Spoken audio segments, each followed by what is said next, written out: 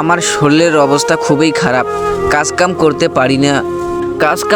পারি না। বিধায় আমার ছেলেটাকে বিদেশ পাঠাইলাম। করিম ভাই আমার ছেলেটাকে বিদেশ পাঠাইলো, এখন পর্যন্ত কোনো খোঁজ পাচ্ছি না, তার সাথে কথা বলতে পারছি না। 6 মাস হয়ে গেল। আমার তো টাকা পয়সা দরকার আছে। করিম ভাইয়ের কাছে গেলেও তো করিম ভাই নানান অজিয়ত দেখায়। দেখি আজকেও একটু যাই। করিম ভাই, কি খবর? আমার ছেলের সাথে কথা বলেছিলেন? আরে বলেছি। আমাকে একটু কথা বলার না?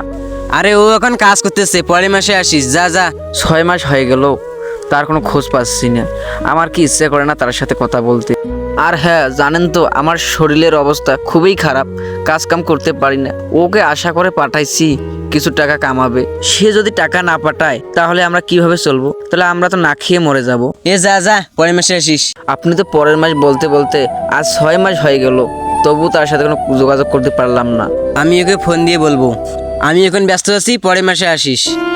আশেপাশে লক্ষ্য করলে দেখা যায় দালালরা ভালো কাজের কথা বলিয়ে বিদেশ নিয়ে যায় এবং অনেক কষ্টের কাজে লাগিয়ে দেয়। এই প্রতারণাটি বাংলাদেশে খুব বেশি, এমনকি বাবা মার সাথেও কথা বলতে দেন না।